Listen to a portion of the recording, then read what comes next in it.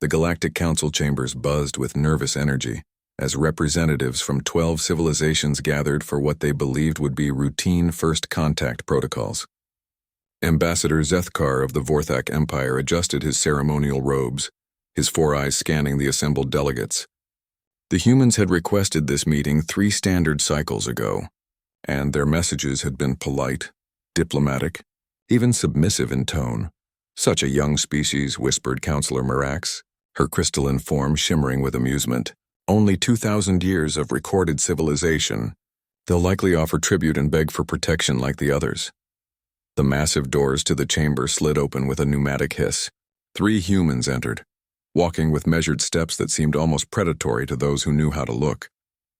They wore simple black uniforms without decoration, their faces masks of calm professionalism.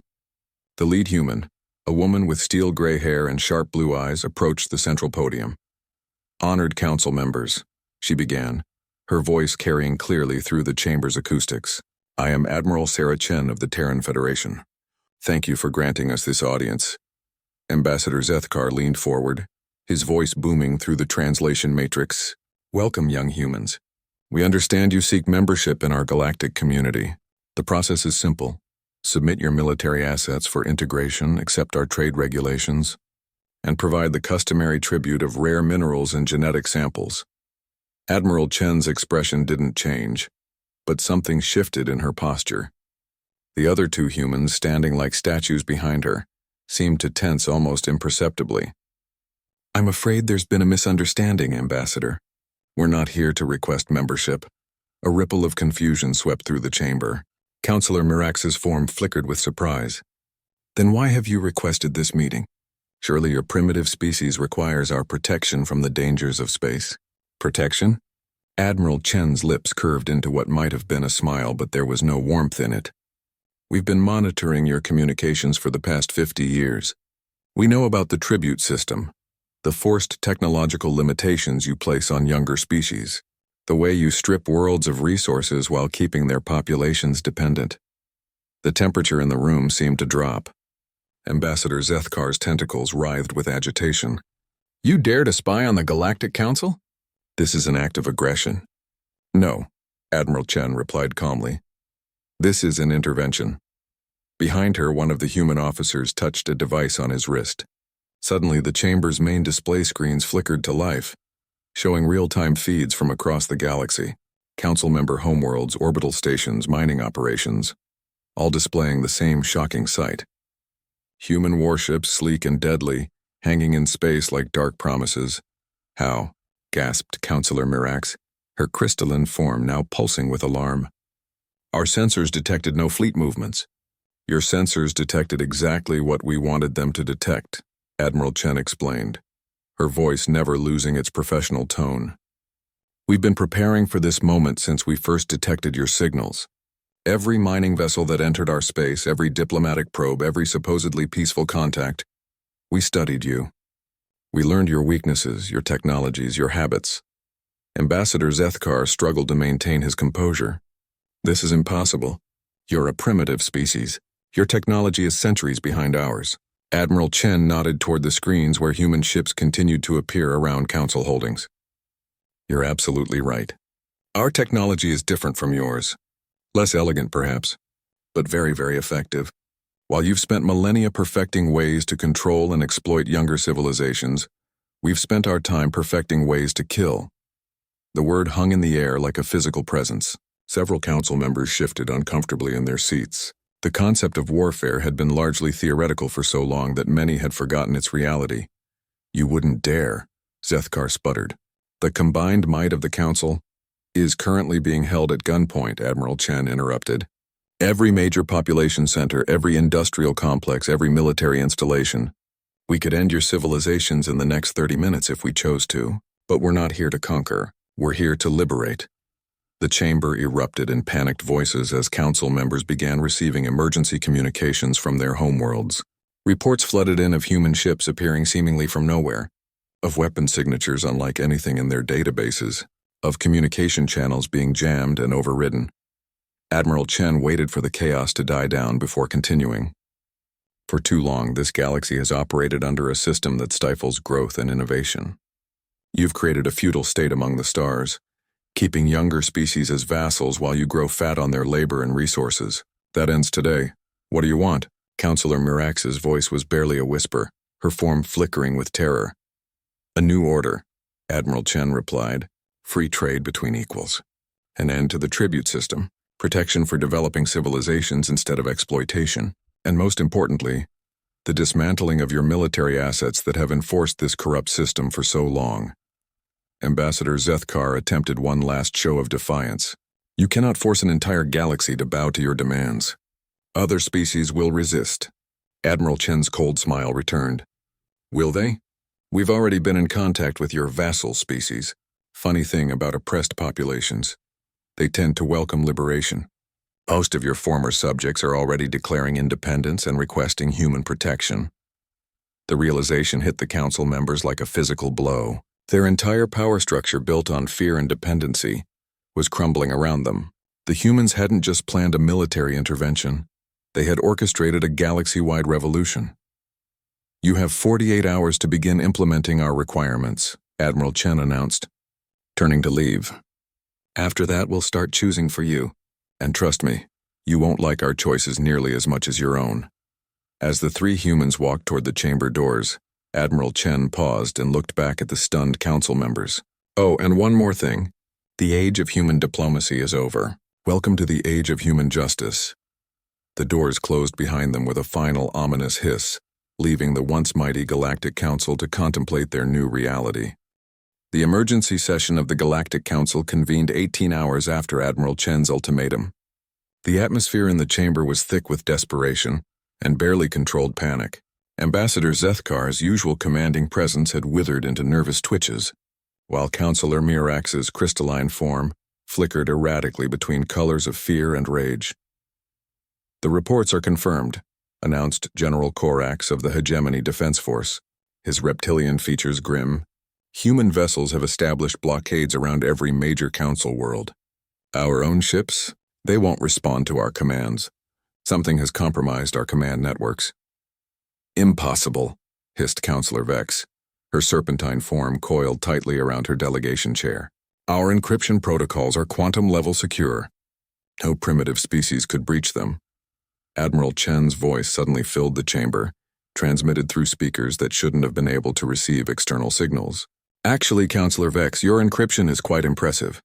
It took our quantum computers almost 3 whole minutes to crack it. The council members looked around in alarm, realizing their supposedly secure meeting was being monitored in real time. Ambassador Zethkar struggled to his feet, his 4 eyes searching for hidden cameras. Show yourself, human.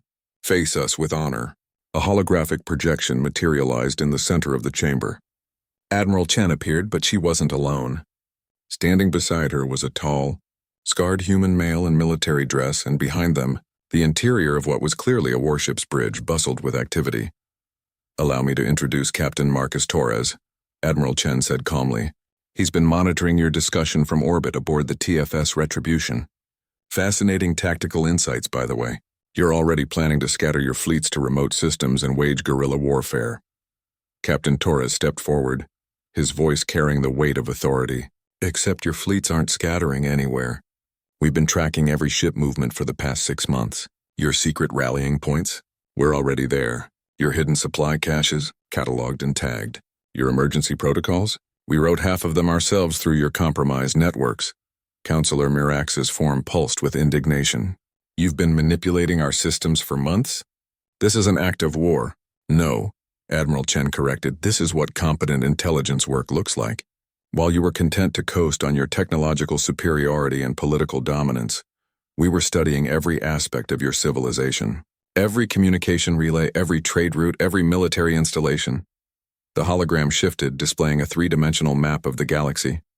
Red dots marked human positions, blue indicated council forces, and green showed the positions of vassal species. The pattern was overwhelming. Human forces had achieved complete strategic encirclement without firing a single shot. General Korax studied the display with growing horror. How many ships do you have? Our intelligence suggested a fleet of perhaps 200 vessels. Captain Torres laughed, but there was no humor in the sound. Intelligence is a generous word for what you had. You detected exactly what we wanted you to detect. Every probe you sent into human space, every merchant vessel that scanned our systems, they all reported back exactly the false information we fed them. The display zoomed in on human space, revealing the truth. Massive shipyards hidden within asteroid fields, fleets disguised as mining operations, weapons platforms built into seemingly natural cosmic phenomena. The scale was staggering, not hundreds of ships but thousands, perhaps tens of thousands. But your industrial capacity, stammered Ambassador Zethkar. Your population centers are small, your technology primitive. How could you possibly build such a force? Admiral Chen's expression grew cold. You made the classic mistake of assuming that different means inferior. Yes, our technology developed differently than yours. While you focused on elegant, energy-efficient systems designed for control and administration, we focused on redundancy, adaptability, and raw destructive power. The hologram shifted again, showing cutaway diagrams of human warships, where council vessels were sleek and efficient, human ships were brutal and functional, armor plating thick enough to stop antimatter charges, weapon systems that looked more like industrial machinery than elegant energy projectors, engines that burned with the fury of controlled stellar collapse. Every human ship is built under the assumption that it will face superior numbers and technology, Captain Torres explained. Our doctrine has always been simple. If you can't outthink them or outmaneuver them, overwhelm them with such devastating firepower that thinking becomes irrelevant. Counselor Vex's voice was barely a whisper. But the casualties, the devastation such weapons would cause, would be complete, Admiral Chen confirmed without emotion. But we're not here to exterminate you. We're here to liberate the galaxy from your failed experiment in interstellar feudalism. Your choice is simple: peaceful transition to a new order or violent replacement by one. The chamber fell silent as the implications sank in. These weren't the desperate threats of a weaker species seeking protection. These were the calculated ultimatums of predators who had been planning this moment for decades. General Corax found his voice first. What guarantees do we have that you won't simply replace our system with your own tyranny? Captain Torres gestured to the display, which now showed real-time feeds from across the galaxy. Former vassal worlds were broadcasting celebrations as human forces landed not as conquerors, but as liberators. Infrastructure was being repaired, trade restrictions lifted, forced tribute payments halted. Watch and learn, Admiral Chen said. We're not interested in ruling your empire. We're interested in ending it. Every species has the right to develop according to their own nature, to trade freely, to choose their own destiny. Your system prevented that. Our intervention will ensure it. Ambassador Zethkar attempted one final show of diplomatic maneuvering. And if we agree to your terms? What happens to our legitimate authority, our sovereign rights? Admiral Chen's hologram stepped closer, her image solid and imposing despite being mere light and energy. Your authority was never legitimate. It was built on exploitation and maintained through fear. As for sovereignty, you'll have exactly as much as every other species in this galaxy. No more, no less. The transmission showed Captain Torres receiving a data pad from a bridge officer. He glanced at it and nodded to Admiral Chen. Ma'am, we're receiving capitulation signals from the Corvin Republic and the Nexus Coalition. They're requesting immediate withdrawal of their forces from vassal worlds and offering to begin dismantling their tribute collection systems. Smart, Admiral Chen commented.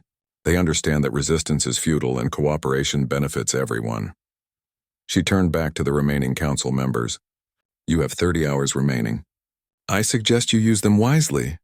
The hologram flickered out, leaving the council chamber in stunned silence. Outside the massive windows, the lights of human warships could be seen hanging in the darkness like metal stars, patient and implacable. The age of the Galactic Council was ending. The age of human oversight had begun. Captain Elena Vasquez stood on the bridge of the TFS Nemesis as it dropped out of hyperspace above Zenthari Prime, capital world of one of the galaxy's most ancient civilizations. Unlike the Galactic Council's power-hungry members, the Zenthari had always been scholars and philosophers, content to observe the universe rather than control it. That neutrality was about to be tested. Admiral, we're receiving multiple communication requests from the planetary government, reported Lieutenant Commander Patel, her fingers dancing across the tactical console. They're requesting clarification of our intentions. Admiral Chen's voice crackled through the comm system from her flagship. Patch me through, Elena. Let's see how the galaxy's wisest species interprets recent events. The main screen flickered to life, revealing the serene face of Prime Scholar Athlon, her elongated features marked by centuries of accumulated wisdom. Behind her, the great library of Zenthari stretched into infinity, its bioluminescent walls pulsing gently with stored knowledge. Admiral Chen, the Prime Scholar began, her voice carrying the weight of eons. We have monitored the dissolution of the Galactic Council with great interest. The Zenthari have long predicted this outcome, though we expected it to take several more centuries to unfold. Captain Vasquez exchanged glances with her crew. The Zenthari were known for their prophetic abilities, their deep understanding of social and political patterns that spanned millennia. Admiral Chen's image appeared in a secondary window. Prime Scholar, I'm curious about your predictions. What exactly did your people foresee? Ethelon's ancient eyes seemed to peer directly through the screen. We saw the inevitable collapse of any system built on exploitation rather than cooperation. The Galactic Council believed they could maintain control through technological superiority and political manipulation indefinitely. They failed to account for the single most dangerous variable in the universe. Which is? Admiral Chen asked, though something in her tone suggested she already knew the answer. Intelligent predators with patience, the Prime Scholar replied. The Zenthari have studied thousands of civilizations across the cosmos. Most aggressive species burn themselves out in rapid expansion or internal conflict. But occasionally, we encounter a species that combines predatory instincts with long-term planning and cooperative behavior. Such species are transformative. Lieutenant Commander Patel pulled up historical files on her secondary screen, cross-referencing Zenthari records with human development patterns. What she found made her breath catch. Captain, they've been monitoring us for over 300 years. Since before we achieved faster-than-light travel. Prime Scholar Athlon continued as if she had heard the comment. When we first detected radio signals from your world, we began our observations. Your species showed remarkable characteristics. Tribal warfare combined with unprecedented cooperation, technological innovation driven by conflict yet applied to peaceful purposes, and most importantly, the ability to think in timescales that exceeded individual lifespans. The screen split again, showing archived footage from Earth's history. Humans building massive projects that would take generations to complete, developing technologies not for immediate gain but for long-term survival, making sacrifices today for benefits their great-grandchildren might see. Your assessment of our species has been accurate so far, Admiral Chen acknowledged. What do your predictions say about what comes next? Athlon's expression grew contemplative. That depends largely on human nature itself. You have demonstrated the ability to be both liberators and conquerors, protectors and destroyers. The galaxy's future rests on which aspect of your nature dominates in the coming century. Captain Vasquez leaned forward in her command chair.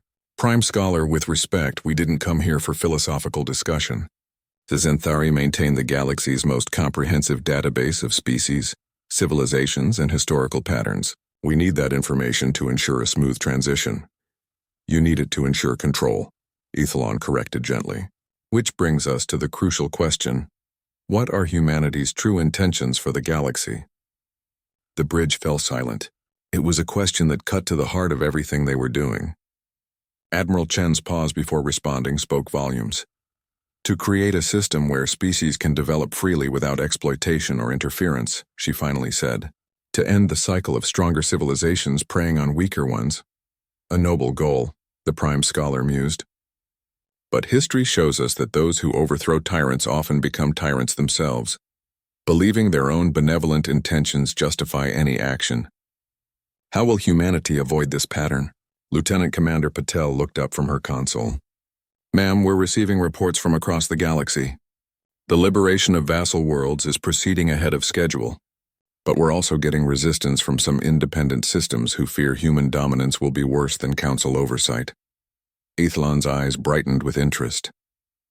And there we see the first test. How does humanity respond to those who question their methods, even when those methods produce positive results? Admiral Chen's image showed her considering the question carefully. We prove ourselves through actions, not words. Any species that wishes to remain independent has that right, as long as they don't exploit others. Any species that wants human protection can request it. Any species that wants to challenge our authority can do so through established diplomatic channels. And if they choose violence. The Prime Scholar pressed. The temperature on the bridge seemed to drop several degrees. Admiral Chen's expression hardened. Then they'll discover why the Galactic Council fell in 48 hours without a single human casualty. Ethelon nodded slowly. The predator reveals itself. This is not necessarily negative. Predators serve important ecological functions. But it does confirm our analysis. Humanity is fundamentally a species of hunters who have learned to hunt on a galactic scale. Captain Vasquez found herself speaking before she could stop herself. Is that a problem, Prime Scholar? Only if you forget what you're hunting for, Ethelon replied cryptically. The Council hunted for power, for resources, for control. What does humanity hunt for? The question hung in the air like a challenge. Around the bridge, human officers paused in their duties considering the implications. They had spent so long preparing for this moment, planning the overthrow of the Galactic Order, that few had really examined their deeper motivations. Admiral Chen's voice carried a note of steel. We hunt for justice, for freedom, for a galaxy where strength serves to protect rather than exploit. Then you hunt for concepts that cannot be killed or captured, Ethelon observed. This makes you either the galaxy's salvation or its greatest threat, depending on how well you remember the difference between hunting justice and hunting those who oppose your version of justice. The transmission ended, leaving the bridge crew in thoughtful silence. Outside the viewports, Denthari Prime continued its ancient rotation, unchanged by the cosmic event swirling around it. But everyone aboard the Nemesis understood that the conversation had revealed something profound about humanity's role in the galaxy. They weren't just liberators or conquerors. They were apex predators who had learned to hunt abstract concepts rather than physical prey. The question now was whether they could maintain that focus, or whether they would eventually turn their predatory instincts on anything that moved in ways they didn't approve of. The galaxy was about to find out. Commander Jack Harrison materialized on the bridge of the Krillian battleship Darkstar, through the familiar blue shimmer of the transport beam. The alien vessel's bridge was a maze of organic curves and pulsing bioluminescent displays, as different from human technology as a living reef from a steel factory. Around him, Krillian officers froze at their stations, their insectoid features twisted with a mixture of fear and defiance. I am Commander Harrison of the Terran Federation, he announced, his voice carrying through the ship's translation matrix. I'm here to discuss your government's response to recent galactic events. Fleet Admiral Zixthak, her chitinous exoskeleton gleaming under the bridge's organic lighting, stepped forward with movements that spoke of barely restrained aggression. Human, you beam aboard my flagship without permission and speak of discussion? This is an act of war. No, Harrison replied calmly. This is an act of communication. Your government has been jamming all diplomatic channels for the past 72 hours. When normal methods fail, we adapt. The Krillian Admiral's compound eyes glittered with malice. Adapt? Is that what you call the systematic destruction of galactic civilization? The Krillian Empire remembers when your species was crawling in mud while we ruled the stars. Harrison consulted a datapad, his expression thoughtful. According to our historical analysis, the Krillian Empire peaked approximately 8,000 years ago, when you controlled 12 star systems. Today you control 4 systems. That's not exactly a stellar track record for galactic dominance. The bridge crew chittered with indignation, but Admiral Zixthak raised a clawed appendage for silence.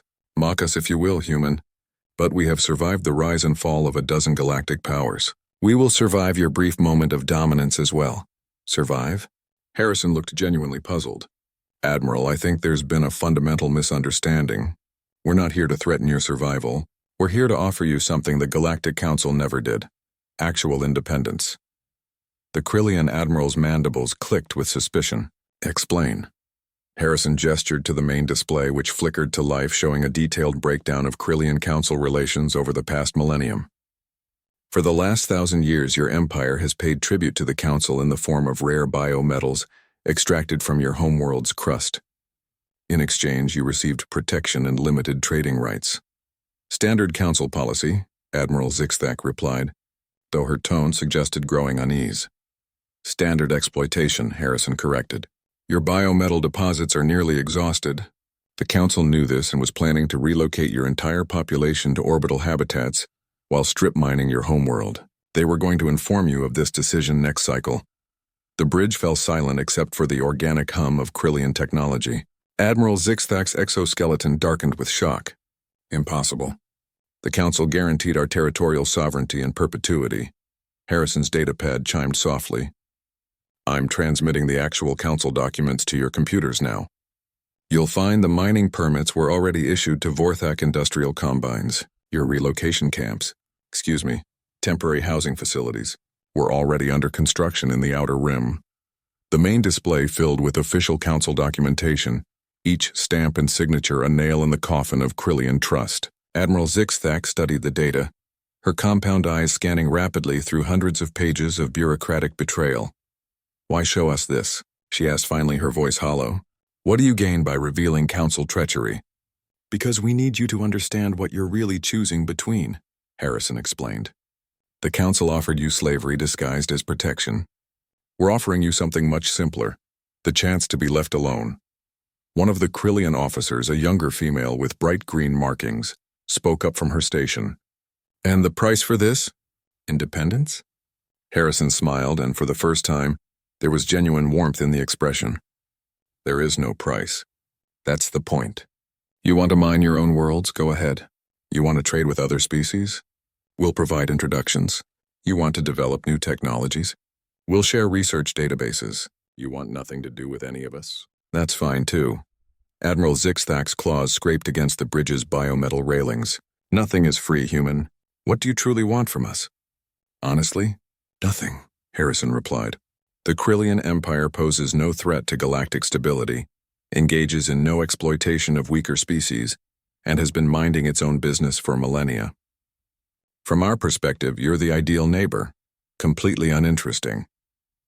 The brutal honesty of the statement seemed to hit the Krillian crew harder than any insult could have. To be dismissed as uninteresting by the galaxy's new apex predators was somehow both insulting and liberating. But, Harrison continued, if you choose to align with the remnants of the Council, if you decide to oppose the new order we're establishing, then you become very interesting indeed. And trust me, you don't want to be interesting to humans. The threat was delivered with such casual matter-of-factness that it was somehow more chilling than any dramatic declaration of war could have been. The Krillian bridge crew exchanged nervous glances, their antennae twitching with agitation. Admiral Zixthak straightened to her full height, her exoskeleton gleaming with decision. And if we choose neutrality? If we simply withdraw from galactic affairs entirely? Then in 50 years, when your population has recovered from centuries of Council exploitation, when your worlds are thriving under your own guidance, when your young are being born free instead of into debt slavery, you'll probably wonder why it took you so long to make that choice. The Krillian Admiral was quiet for a long moment, processing not just the words but the implications behind them. Here was a human offering exactly what every minor empire in the galaxy had dreamed of for centuries. The chance to exist without interference. To succeed or fail on their own merits. You make it sound simple, she said finally. It is simple, Harrison confirmed. The hard part is believing that it's possible after so many centuries of Council manipulation. But ask yourself this, Admiral. When was the last time your people made a decision based on what was best for Krillians, rather than what would please your Council overseers? The question hung in the air like a challenge to everything the Krillian Empire had become over the past millennium. Around the bridge, officers who had spent their entire careers navigating Council politics found themselves imagining a different kind of future. We will need time to consider, Admiral Zixthak said eventually. Harrison nodded and stepped toward the transport coordinates. Of course, but don't take too long. The galaxy is changing rapidly, and opportunities like this have a way of disappearing if they're not seized. As the transport beam began to energize around him, Harrison's final words carried a note of genuine respect. For what it's worth, Admiral, the Krillian Empire has earned its independence through 8,000 years of stubborn survival. It would be a shame to throw that away now for the sake of a council that was planning to throw you away first. The blue light faded, leaving the Krillian bridge crew alone with their thoughts and their choices. Outside the ship's organic viewports, the stars continued their ancient dance, indifferent to the political upheavals of their tiny inhabited worlds. But for the first time in a millennium, those stars represented possibility rather than limitation. The age of choosing between survival and dignity was ending. The age of choosing your own path had begun. The emergency broadcast began simultaneously across 17 star systems as former council members made their final, desperate gambit. Captain Sarah Mitchell watched the transmissions from the bridge of the TFS Vigilance, her expression growing darker with each passing moment. The propaganda was sophisticated, well-coordinated, and absolutely furious. Citizens of the galaxy, announced former Ambassador Zethkar, his four eyes blazing with righteous indignation from broadcast centers across the Vorthak Empire. The human invaders have deceived you all. They speak of liberation while enslaving your minds with their poisonous ideology. Similar messages echoed from other former council worlds. The hegemony denounced human thought control. The Nexus Coalition warned of genetic imperialism. And a dozen smaller empires painted humans as wolves in sheep's clothing, preparing to devour the galaxy once their victims lowered their guard. "Ma'am," reported Lieutenant Zhang from the communications station, "we're detecting coordinated fleet movements in the Outer Rim. Looks like they're gathering for a final stand in the Void Nebula." Captain Mitchell nodded grimly. The Void Nebula was perfect for their purposes, a region of space where sensor readings were unreliable and hyperspace jumps were dangerous. If the Council remnants wanted to make their last stand there, they could hide significant forces and emerge for surprise attacks. "What's our intelligence estimate on their combined strength?" she asked. Commander Roberts, her tactical officer, pulled up holographic displays showing enemy positions. "Approximately 3,000 vessels of various classes, plus orbital defense platforms they've been constructing in secret. It's actually impressive they managed to coordinate this much without us detecting it." "Except we did detect it," Captain Mitchell corrected with a slight smile. "We've been monitoring their secret communications for weeks. Admiral Chen wants them to believe they're being clever." The main screen flickered to life, showing Admiral Chen's image transmitted from her flagship. Behind her, the familiar bustle of a war room in full operation painted a picture of calm efficiency. "Sarah, I'm sure you've seen the broadcasts. How's morale among the liberated worlds?" Captain Mitchell consulted her reports. "Mixed, Admiral. The worlds that were directly exploited by the Council are standing firm with us, but some of the border systems are getting nervous. The propaganda is hitting hard on the theme that humans are just another conquering empire." "Expected," Admiral Chen replied. "Fear is a powerful tool, and the Council members are experts at using it." "What about military response from the neutrals?" "The Zenthari are maintaining their observer status. The Krillian Empire has formally declared neutrality and withdrawn all their ships to defensive positions around their homeworlds. Most of the minor empires are adopting a wait-and-see approach." Admiral Chen nodded approvingly. "Smart of them. Nobody wants to pick the wrong side in what they think is a galactic civil war, but they're about to learn something important about human military doctrine." The transmission switched to show real-time tactical displays from across the galaxy. Human fleets were moving, but not toward the Void Nebula where the Council forces were gathering. Instead, they were taking up positions around strategic hyperspace junctions, trade routes, and communication relays. "Ma'am," Lieutenant Zhang interrupted. "We're receiving an urgent transmission from the Council's provisional government. They're offering to negotiate surrender terms." Captain Mitchell and Admiral Chen exchanged glances. "Put them through," the Admiral ordered. The screen split to show former Councilor Mirax, her crystalline form now a deep crimson that indicated extreme stress. Behind her, the remnants of the Council government huddled in what appeared to be a makeshift command center. "Admiral Chen," Mirax began, her voice wavering with barely controlled desperation, "we are prepared to discuss terms for an orderly transition of power. Surely reasonable beings can reach an accommodation that avoids unnecessary bloodshed." Admiral Chen's expression remained neutral. "What terms did you have in mind, Counselor?" "We propose a partition of the galaxy," Mirax replied quickly. "The humans can maintain control over the former vassal worlds, while the traditional Council members retain sovereignty over their historical territories. Trade agreements, mutual non-aggression pacts, even tribute payments to ensure peaceful coexistence." The offer hung in the air like a bad smell. Around the bridge of the Vigilance, human officers exchanged incredulous looks.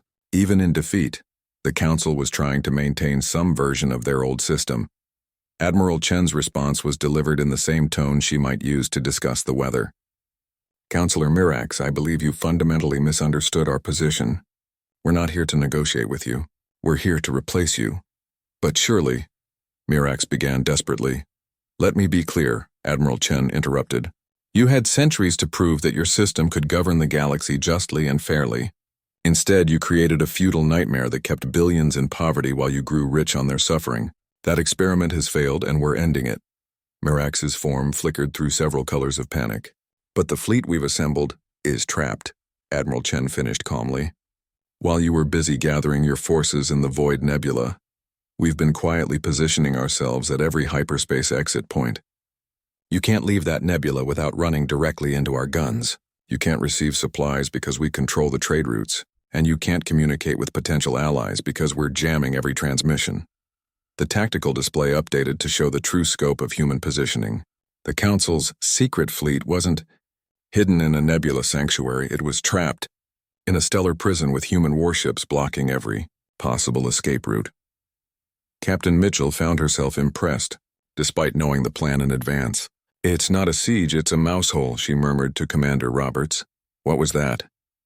Admiral Chen asked, having overheard the comment.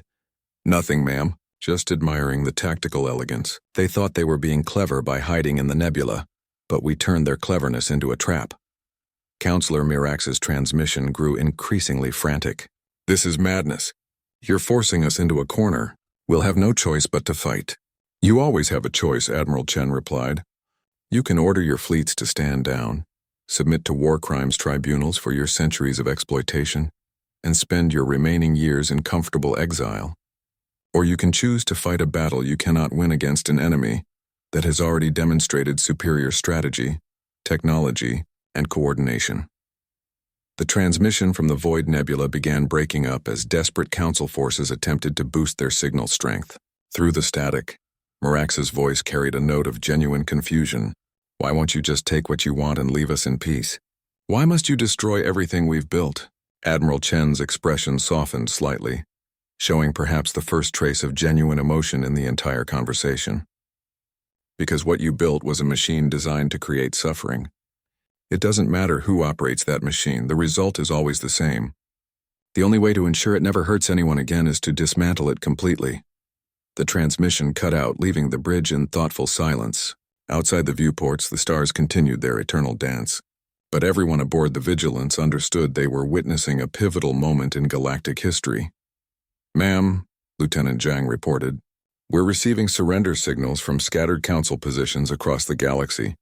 It looks like individual ship commanders are abandoning the United Front. Smart of them, Captain Mitchell observed. Once they realized they were trapped, self-preservation kicked in. Admiral Chen's image nodded approvingly. Begin accepting surrenders under standard protocols. Any vessel that stands down will be escorted to processing stations. Any vessel that attempts to flee or fight will be destroyed without further warning. The next several hours passed in a blur of activity as the Council's grand fleet simply evaporated.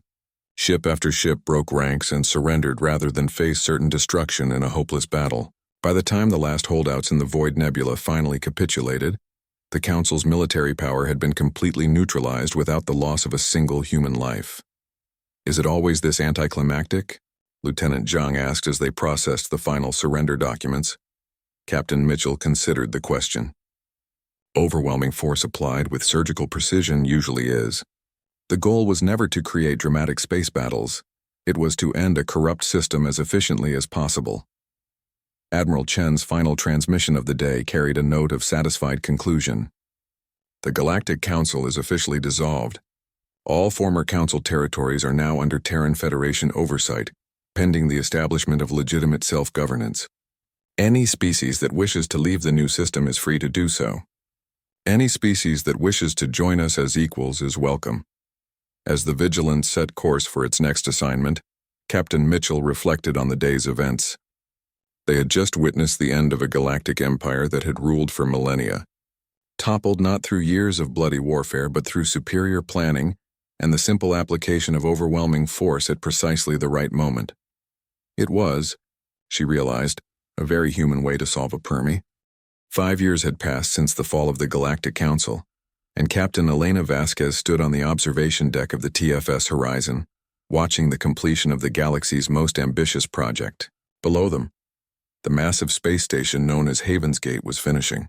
Its final construction phase, a joint effort between 17 different species, to create the galaxy's first truly cooperative research facility. Hard to believe, isn't it? Said Commander Park, joining her at the viewport. 5 years ago, most of these species wouldn't even trade with each other. Now they're sharing their most advanced technologies. Captain Vasquez nodded, watching Zenthari bioships working alongside Krillian mining vessels and human construction mechs. The assembly vote wasn't even close. Unanimous approval for the project, with every species contributing according to their abilities rather than their obligations. The transformation had been remarkable to witness. What had begun as a desperate human intervention to prevent galactic tyranny had evolved into something none of them had dared to hope. For genuine cooperation between species that had spent millennia viewing each other as competitors or threats, Captain, came Lieutenant Hayes' voice over the comm system. We're receiving a priority transmission from Admiral Chen. She's requesting a private conference. Patch her through to my ready room, Vasquez replied, curious about what could require such discretion. Admiral Chen's hologram materialized in the small conference space, but she wasn't alone. Standing beside her was Prime Scholar Ethlon of the Zenthari, her ancient features bearing an expression of profound concern. Elena, Admiral Chen began without preamble, we have a situation that requires delicate handling. The Zenthari have detected something in the outer galaxy that could change everything we've built here. Prime Scholar Ethelon stepped forward, her luminous eyes filled with the weight of terrible knowledge. Captain Vasquez, our deep space monitoring stations have identified artificial signals from beyond the galactic rim. The patterns suggest a massive fleet of unknown vessels approaching our galaxy. Captain Vasquez felt her blood chill. How massive? And how long before they arrive? Approximately 50,000 ships, Ethlon replied. Their technology appears to be significantly more advanced than anything currently known. At their present velocity, they will reach our outer systems in 18 months. The implications hit like a physical blow. Everything they had accomplished, the liberation of enslaved worlds, the establishment of democratic governance, the fragile peace between former enemies, all of it could be swept away by an invasion from outside the galaxy entirely. What do we know about their intentions? Captain Vasquez asked. Admiral Chen's expression grew grim. Their transmissions are encrypted beyond our ability to decode, but the Zenthari have detected something troubling in the signal patterns. Tell her, Prime Scholar. Ethlon's form seemed to dim with sorrow. The communications contain fragments that match linguistic patterns from civilizations that disappeared from our galaxy over the past 10,000 years. Species that simply vanished without explanation, leaving behind empty worlds and abandoned settlements. The pieces fell into place with horrible clarity. They're not invaders, Captain Vasquez realized. They're collectors. They've been harvesting civilizations from our galaxy for millennia. And now they're returning in force, Admiral Chen confirmed. Possibly because our disruption of the Council has made the galaxy more interesting to them. Captain Vasquez moved to the viewport, staring out at the peaceful construction scene below. Beings who had learned to work together, to trust each other, to build something greater than any of them could achieve alone. All of it threatened by an enemy they couldn't fight with conventional means. Does the Assembly know? She asked. Not yet, Admiral Chen replied. We wanted to present them with options rather than just problems. Which brings us to why we're having this conversation. Prime Scholar Ethlon activated a holographic display showing tactical projections. Our combined fleets number approximately 8,000 vessels. Even with human technological advantages, we would be outnumbered 6-1 by an enemy with superior technology. But, Captain Vasquez prompted, sensing there was more to the situation. But we have something they don't expect, Admiral Chen said with a slight smile. Unity. Every previous civilization they encountered was either isolated or engaged in internal conflicts. We've had 5 years to integrate our technologies, our strategies, our understanding of each other's capabilities. The hologram shifted to show production capacity across the galaxy. If every species commits fully to war production, if we share every technological advancement without reservation, if we coordinate our response perfectly, Prime Scholar Ethlon paused, calculating. We might have a chance. Captain Vasquez understood the magnitude of what they were suggesting. You're talking about asking every species in the galaxy to bet their entire future on trusting each other completely, to share their most guarded secrets, to subordinate their individual interest to collective survival. Exactly, Admiral Chen confirmed. It's the ultimate test of everything we've tried to build here. Either our democracy is strong enough to survive this challenge, or it falls apart under pressure, and we all die separately instead of living together. The weight of decision pressed down on the small ready room. Outside, the construction of Haven's Gate continued, oblivious to the cosmic threat bearing down on them. In 18 months, those peaceful workers might be fighting for their lives against an enemy that had been harvesting galaxies since before their civilizations existed. There's one more factor to consider, Prime Scholar Ethlon added quietly. Our analysis suggests these collectors may have been the original reason the Galactic Council maintained its oppressive system. Fear of outside threats was used to justify internal control. Captain Vasquez turned back to face the holograms. Are you saying the Council knew about this threat? We believe they suspected, Admiral Chen replied, which means they chose to keep the galaxy weak and divided, rather than risk losing control by preparing an effective defense. The final piece of the puzzle clicked into place. The Council hadn't just been evil, they had been cowardly. Faced with an external threat that required unity and sacrifice, they had chosen to maintain their power and privilege while leaving the galaxy defenseless. When do we tell the Assembly? Captain Vasquez asked. Tomorrow, Admiral Chen decided. They deserve to know the truth, and they deserve the chance to prove that democracy can succeed where tyranny failed. As the transmission ended, Captain Vasquez remained at the viewport, watching the construction below. Tomorrow she would learn whether 5 years of careful trust-building and democratic institution forming had created something strong enough to face the ultimate test. In 18 months, the galaxy would discover whether humanity's greatest achievement wasn't conquering the stars, but teaching other species to conquer them together. The age of human dominance was ending. The age of galactic unity was about to begin, or die in the attempt. Outside the viewport, Haven's Gate neared completion, its mixed species crews working together with an efficiency that would have been impossible under the old system. Whatever came next, they would face it as equals, as partners, as a united galaxy standing against the dark. For the first time in cosmic history, the prey had learned to hunt together. 6 months after the fall of the Galactic Council, Ambassador Lisa Chen stood in the newly constructed Unity Hall on Nexus Station, watching representatives from 47 different species take their seats for the first Galactic Assembly under human oversight. The contrast with the old council chambers was striking. Instead of elevated thrones that emphasized hierarchy, the assembly featured a circular arrangement where all delegates sat as equals. Nervous? Asked Dr. James Wright, the chief xenosociologist for the Terran Federation, as he took his place at the human delegation table. Cautiously optimistic, Ambassador Chen replied, reviewing her notes one final time. Building a galaxy-wide democracy is slightly more complex than overthrowing a galactic tyranny. The opening session began with a moment of silence for the victims of the Council's exploitation, a day gesture that would have been unthinkable under the old regime. Then Ambassador Chen rose to address the Assembly. Her words carried simultaneously to billions of beings across the galaxy. 6 months ago, we promised that humanity's intervention would lead to genuine freedom for all species. Today we begin the process of proving that promise. This assembly has been granted full authority to establish laws, negotiate treaties, and resolve disputes between member species. The Terran Federation will serve as peacekeepers and advisors, but the governance of this galaxy belongs to all of you, collectively. The response was mixed.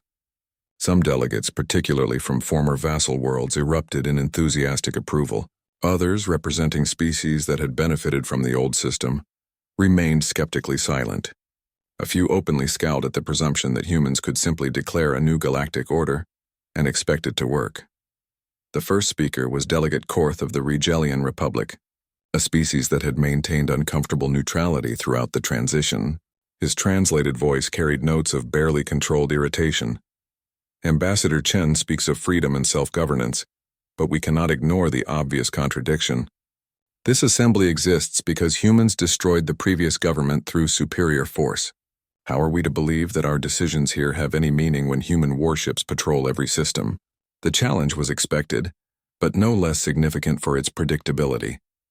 Ambassador Chen had prepared for this moment, knowing that the credibility of the entire new system would depend on how she responded. Delegate Korth raises an important point, she acknowledged. Our presence is indeed backed by force, and that force will remain available to prevent any species from exploiting others as the Council did. But consider this, if humanity simply wanted to rule the galaxy, why would we create this assembly at all? Why give you the power to pass laws that bind even us? Do we have that power? Interrupted Delegate Shix of the Serpentine Alliance, her sibilant voice carrying obvious skepticism. What happens if this assembly passes a resolution that humanity opposes? The question hung in the air like a test. Every delegate leaned forward, understanding that the answer would reveal whether they were participants in genuine democracy or actors in an elaborate puppet show. Ambassador Chen consulted her datapad before responding. As it happens, we don't have to speculate about that scenario. 3 weeks ago, the Assembly's Economic Committee passed Resolution 347, establishing new regulations for interstellar mining operations. These regulations significantly restrict some extraction methods currently used by human corporations. She gestured to the main display, which showed legal documents already filed in human courts. Our government has formally accepted these restrictions and is implementing them across all Federation territory. Several human companies have filed complaints, but they've been told to adapt their methods or cease operations. A murmur of surprise rippled through the assembly. The idea that humans would voluntarily restrict their own economic interests based on multi-species legislation was almost unprecedented in Galactic. Politics Dr. Wright stood to address a follow-up question from the Crystalline Confederation. But surely there are limits to this compliance. What if the Assembly passed something truly contrary to human interests? That would depend on what you mean by human interest, Dr. Wright replied. If you mean short-term economic gain or political power, then yes, we would oppose that. But our fundamental interest is in maintaining a stable, prosperous galaxy where no species exploits others. Any assembly decision that serves that goal serves human interests, even if it costs us money or influence. The discussion continued for hours, with delegates probing every aspect of the new system. They questioned human motives, tested the boundaries of their new authority, and gradually began to believe that they might actually possess real power for the first time in their civilization's histories. The turning point came when Delegate Vextar of the Mining Guild Coalition stood to speak. Her people had been among the most exploited under the council system, forced to extract resources for minimal compensation while their homeworlds were strip-mined to exhaustion. I have listened to these debates about human intentions and assembly authority, she began, her voice carrying the weight of generations of suffering. But I think we are asking the wrong questions. The right question is not whether humans will let us govern ourselves. It is whether we have the courage to actually do so. She gestured toward the human delegation table. These beings destroyed a galactic empire in less than a week. They could rule us all with an iron fist if they chose. Instead, they have given us this assembly and asked us to solve our own problems. The question is not whether they will honor our decisions. It is whether we will make decisions worth honoring. The chamber fell silent as delegates absorbed the implications of her words. For centuries, they had grown accustomed to blaming the council for their problems, to accepting that important decisions were made by others. Now they were being asked to take responsibility for their own destinies. Ambassador Chen stood once more as the session drew to a close. Delegate Vextar has identified the central challenge we all face. Humanity can provide security and prevent exploitation, but we cannot provide wisdom, courage, or moral leadership. Those must come from within each of your civilizations. She looked around the circular chamber, making eye contact with as many delegates as possible. The galaxy is watching this assembly. Billions of beings are waiting to see whether their representatives can rise above old prejudices and competing interests to create something better than what came before. We believe you can. The question is whether you believe it. As the session adjourned and delegates filed out to consider the day's discussions, Dr. Wright approached Ambassador Chen with a thoughtful expression. Do you really think this will work? Democracy on a galactic scale. Ambassador Chen watched the last delegates disappear through the chamber's exits, many already engaged in animated conversations about the issues raised during the session. I think it's their only chance for genuine freedom. Whether they seize that chance or squander it, that's not up to us anymore. Outside the massive windows of Unity Hall, the lights of ships from dozens of species created a glittering tapestry against the stars. For the first time in galactic history, those ships were there by choice rather than compulsion, their crews serving as equals in a system they had helped to create. The age of human dominance was already beginning to evolve into something none of them had fully anticipated. An age of genuine cooperation between species that had learned to govern themselves.